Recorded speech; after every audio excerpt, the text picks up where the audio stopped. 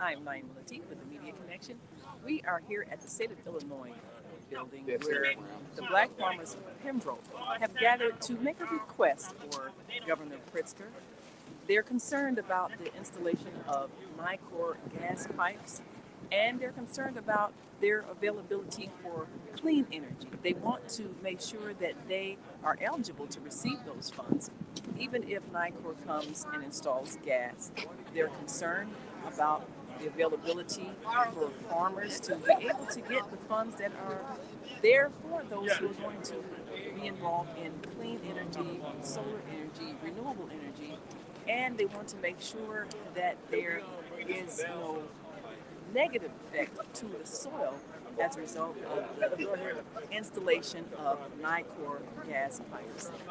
So we're joining the Black farmers now and those who have come in support of them to determine what needs to be said to the governor to assure these farmers that their land will not be violated. So let's join them now and we'll get an opportunity Power on.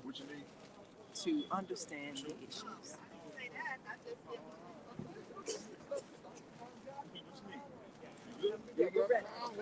All right, good people, we're going to go ahead and get started. My name is Rod Wilson, Rodwilson. So everyone who comes up, make sure you spell your name and who you're with so that they can make sure they have it right. And can you make sure y'all say it slow? Yes, sir. That's what we got to say too fast. All right, my name is Rod Wilson, R-O-D Wilson, W-I-L-S-O-N. I'm with the Virginia Burns Hope Center. And we're here today because of a possible injustice that's going to happen to the Black community. You know, I'm here in Chicago, and we wanted to make sure that we showed the public that there are groups in Chicago, there are Black Chicagoans who support the Pembrokians and making sure they do not lose their land to a Nicor gas line pipeline. So we have groups here from Virginia Burns Hope Center. We have groups here from Kenwood Open Community Organization, from Target Area Development. We got support from Iman, from Teamwork Inglewood. So we're saying that we don't want Black folks to lose their land. We don't want Black folks to lose their land in Pembroke, and especially when there's an alternative. The alternative is a renewable energy, a cleaner source of energy. And this is also a directive, a way forward that the state is going in. So there's no reason for Black people to be losing their land in Pembroke. Pembroke has been traditionally a way for some communities, Black communities, to get fresh produce. You know, there's always been a connection between Chicagoans and Pembroke. And so we want to make sure to let the public know that they're not by themselves. They're not alone. We're here with them. And we're telling the governor, we're telling the General Assembly, stop the pipeline. Give them renewable energy and don't take their land. And so first person we're going to have come up and speak for Pembroke is, so give me that again. Malumba, Brother Malumba. He's the first person coming up. Thank you, Brother Malumba.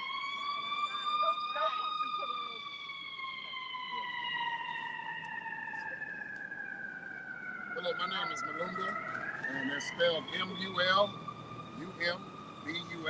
My last name is Bay. I'm a lifelong resident from Pembroke. I was born in Pembroke. One of the things is that's going on. A pipeline has been proposed, or we wanted a pipeline for 40-something years. But all of a sudden now it comes. Now, one of the main problems is that there's no plan for this pipeline, no specific plan, no community benefits.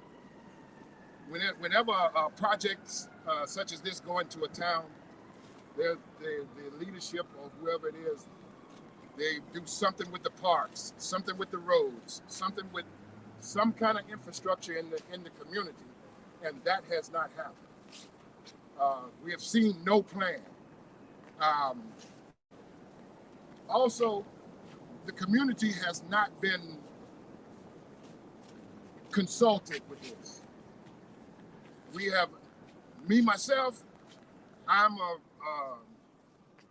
always involved in the community, but I just recently heard about a pipeline within the last time that they started. But in a project like this, the community, there should have been community meetings and informational meetings to inform the community prior to the legislative body having a bill and all of it. It's just prudent planning. One of the aspects of the beauty of Pembroke is that it's a rural agricultural area. So anything that comes to Pembroke should be based around that renewable energy. We need renewable energy because right now the fossil fuels are going. They're leaving. People are they're getting more expensive, and on the expensive thing is that once this pipeline is built, Nicor has the in the bill to raise it 250%. So we don't know, and that cost is spread out all over their customer base.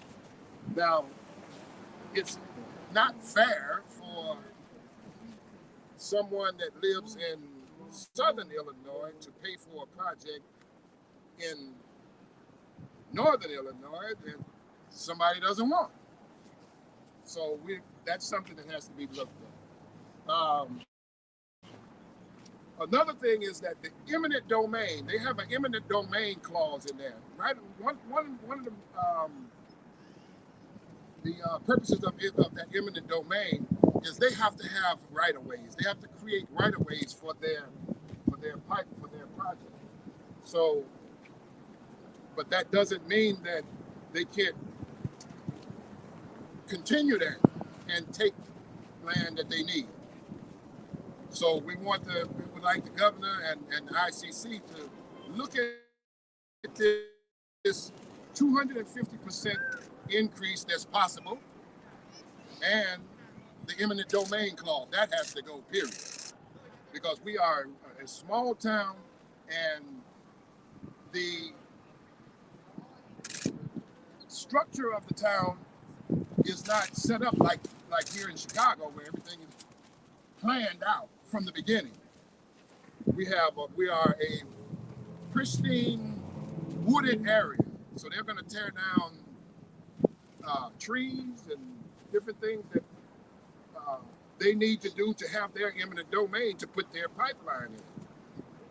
So another thing is there's been no environmental studies. We don't know what the impact that this would make, what this would happen to, what this would do for our type of community, our farming community, the rural area. What would this do? There's been no environmental studies done. And right now, if I'm not mistaken, Nicor has a $500 million environmental damages that have been filed with the Attorney General. So one of the things is now, if there's no environmental studies done for that, then what is going to happen for our community? We don't know. So these are some of the things that we have to know these things. That comes from planning. Another thing, and I spoke on this earlier, was about the cost of the project, of the construction project. It's $10 million, approximately $10 million. So, and it would take 50 to 70 years to offset the economic debt that this would accrue. Also, we talk about losing land. Yes, we could possibly lose land, but we would definitely lose a community. And my birthday was just yesterday, and I'm 62 years old, and I've been out there 62 years, and it's changing rapidly. This will change Pembroke forever, because you're going to have a land grab. A whole lot of things are going to start happening. So we're going to ask the governor to actually, if he could meet with us, so that we could actually give to him the parameters of what will happen, because he hasn't been able to look at a environmental study, but we live on the ground. And now, my last thing I want to say is that if you ask most of our residents that live out in Pembroke, they've heard about the pipeline. Ask them, why do you want it? They cannot give you an answer, because they are not informed about what it would bring, what are the benefits, what are the negatives. It's just thrown on us. Yeah, nobody's talking to us. Nobody's talking to us. You know, and I'm one that I plan. I will accept the plan. If you could tell me what you're going to do with this pipeline, what in the future is going to bring, I would support it if it is prudent for the residents and citizens of Pembroke. But right now, we have nothing. We don't know anything about it. It was just pushed. So we're asking the governor and the ICC and all to look at it. You know, take into consideration this $500 million of damage claims filed with the Attorney General. Look at those. I would ask you to look at an environmental study, but we don't have it. So I want to encourage the governor to meet with us so that we can really get to break this down and let them see what the benefits, how would it benefit us. And now, one of the things is that the legislature just passed the bill for the Renewable Energy Act. By us receiving this construction project, we could possibly be left out of the renewable side of the equation. So I want to make sure and talk with them and make sure that we are not left out of that, because the whole world is going renewable. Solar, wind. If you're next to water, they build a dam. But we need to really research this and look at it and see how we can get it to benefit us.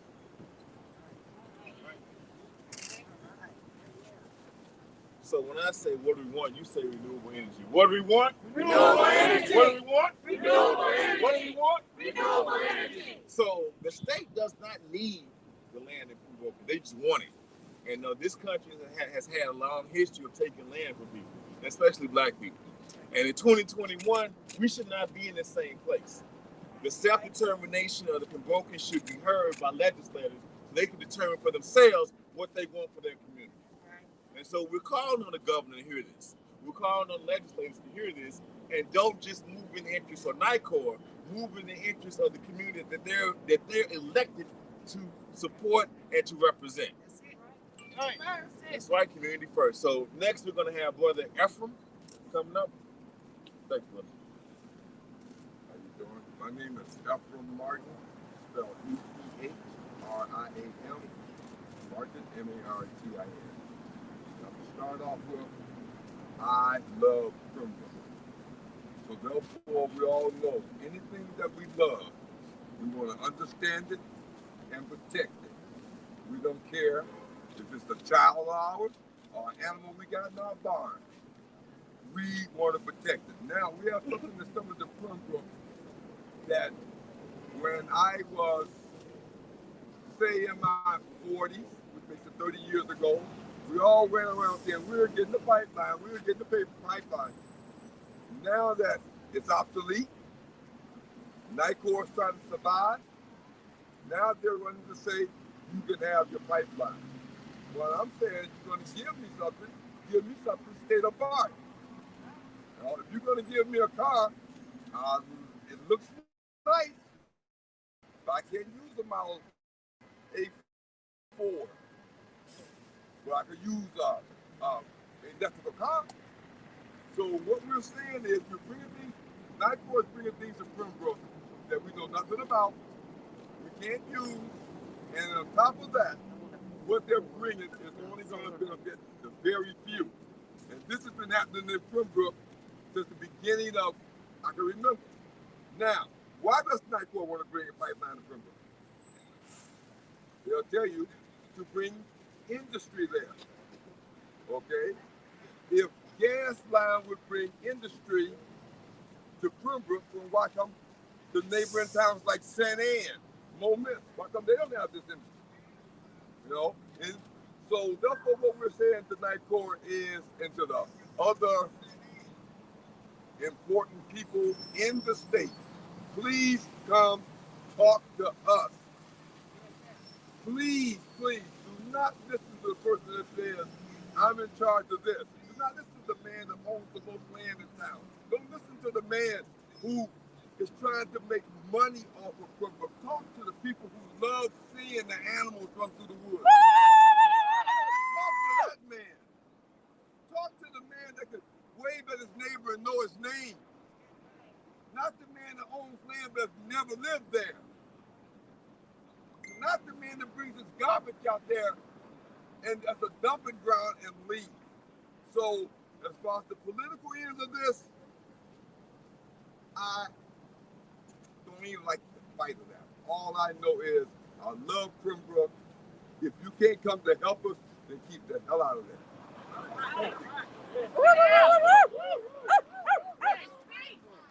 So when I say don't take, you say our land. Don't take, don't take, don't take, don't take.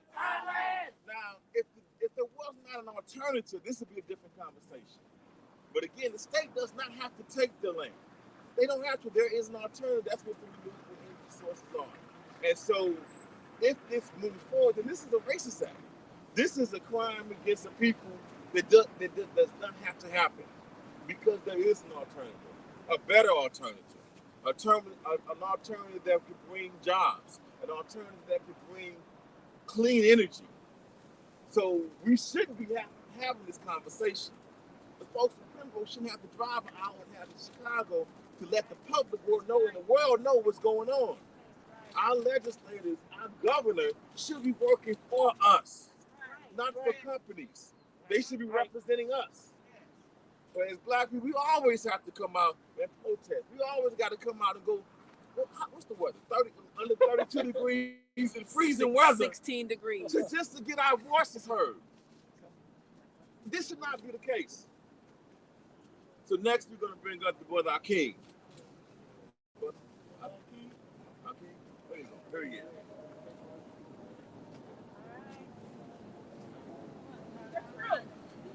Good evening.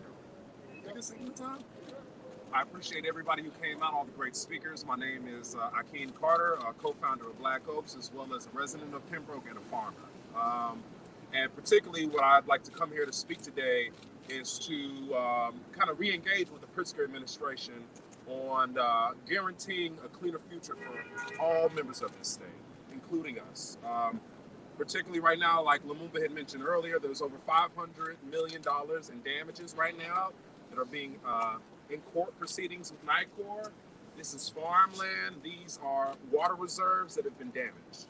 And these are towns that are going to have to deal with this, and this is not an easy clean up, as we all know, with being Americans and experiencing the multiple oil spills that have happened over the years, and are probably still happening now.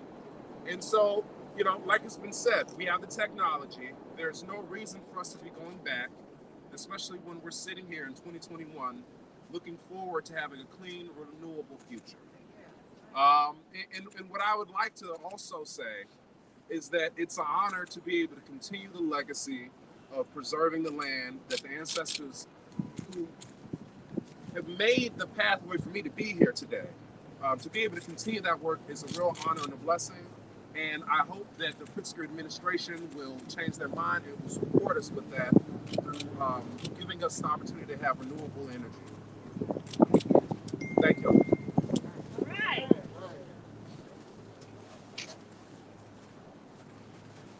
And so, now I'm speaking for myself now. I can't speak for anybody else. But we know next year in June and November, we're going to be getting the postcards in the mails. We're going to be getting the telephone calls, vote for me. You know, hey, I'm your person. But what you do today determines what we do tomorrow. That's right. Because we recognize that our representatives are supposed to represent us. It's our job to tell them how to represent us. It's their job to do it. Now, if we don't do our job, then we can't blame them. But we're doing our job here today to tell them how to represent us. And they got to do their job tomorrow so we can make sure we know what we're doing in June and November. And on that, I'm going to bring up Dr. Carter.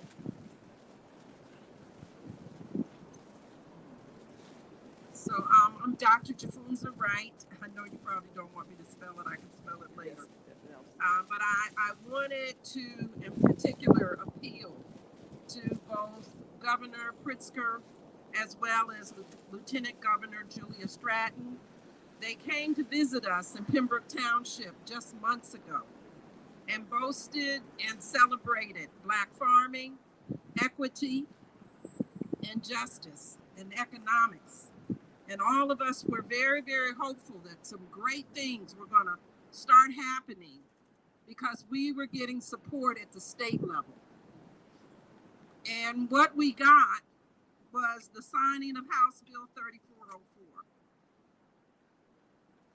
And right now, that's the complete opposite of the bill that he signed afterwards, which was the Clean Energy Future bills.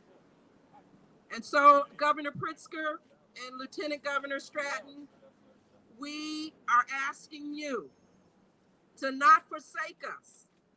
We are committed to equity. We're committed to justice. We're committed to economic transformation. We're committed to a renewable Pembroke. Thank you.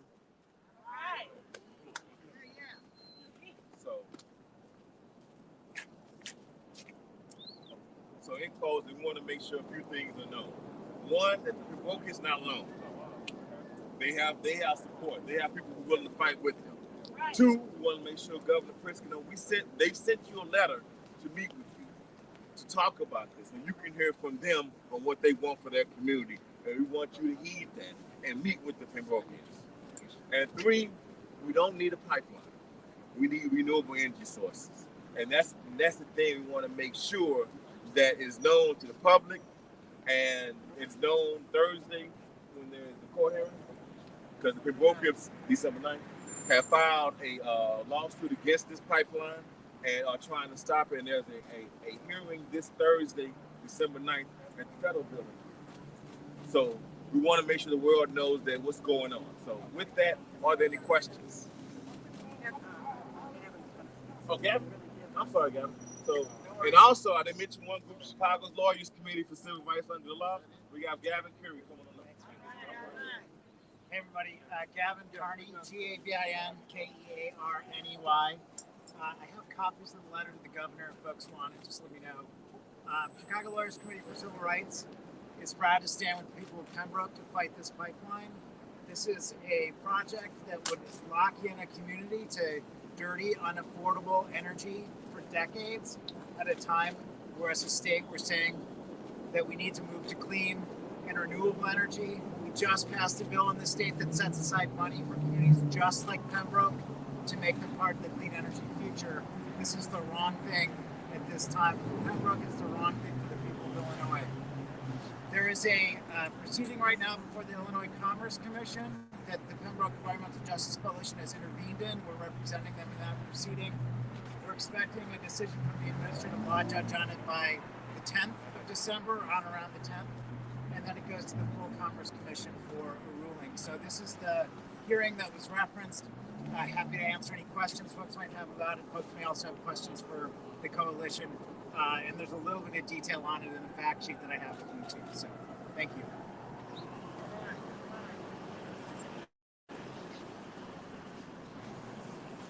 So with that, we're going to close out. Are there any questions from the press? Yes. One question. Are there currently some clean renewable energy projects underway in Pembroke now? No. Yeah, there are some clean renewable.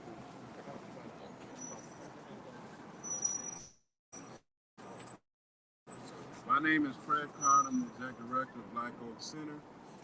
There are some clean renewable projects that are occurring in Pembroke right now on our site specifically. And our intent and hope is that this is to be in place, a model that the state can look at and see as what's possible in housing and alternative energy. We're already off the grid right now. We have our own solar array. We've been teaching sustainability for over 15 years. And we believe, and we also have been working with the community on a 100-year plan. We know a 100-year plan does not include fossil fuels. So we want to be able to demonstrate to our legislators who do not believe in the possibility of alternative energy. That's the strength. I was told this by some the other night. They don't believe it. And that's why the interest is in this other energy. We're not saying we don't need fossil fuel, because it was fossil fuel that got us here today. But we need a long-term plan around our future that does not include the harm of health and our environment. Now, I don't want to live in an environment where we get washed down the street like they're doing in Europe. We need to do something now. We need to get off the clock and see the reality that's occurring around us at an accelerated rate. It's the environment. Stupid. We need to have a long-term plan, long-term energy plan for everybody. We need a Marshall Plan around here because we got a problem that's impacting the environment. So the environment is the key thing for us. Protecting the environment, which protects the assets of our future. Not just short-term monies. We need to think long and deep. And we are doing projects at Black Oak Center. We've been doing it for 15 years. We're going to accelerate that as a demonstrated site for different alternative energies, for community stuff. Thank you. And I mentioned our ecosystem. Are there any other questions? And just so you know, we also have a webinar that's scheduled on December the 9th at 6 o'clock. So you can go to Preserve Pembroke, hashtag Preserve Pembroke, and get all that information. Any other questions? What is, for those people who may not quite understand, what is renewable energy? All right. Anybody want to answer that? What is renewable energy? Good question. Your grandson that tells us what renewable energy is. I don't know where he is. Most of the ecosystem in the country. We got the largest aqueduct. I mean, you have solar, you have geothermal, you have wind. At the end of the day, if you're talking about producing heat or heating up stuff, that could be substituted with electricity. There's, and interestingly enough, I mean, there's a lot of towns actually around us that have gotten these big solar projects. I mean, solar farms basically about like an acre and a half in size. And it seems like it's specifically gone all around us, but, nothing there. And so maybe there might be even other technologies, but to me, for there not to be an environmental piece that's really checking whether or not this is going to be okay, and we're not really looking into what renewable options are there is extremely concerning. But I know the solutions are there.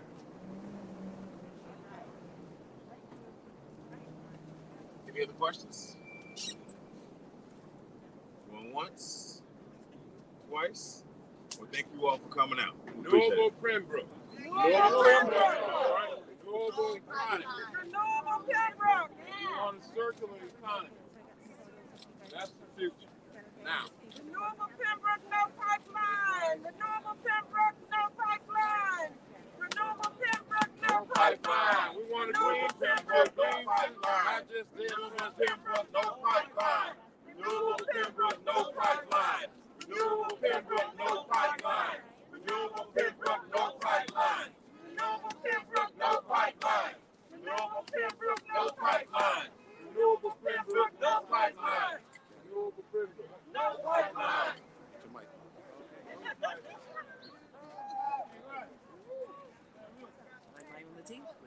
connection for on-air news, and that was the farmers of Pembroke saying renewable energy, no private line.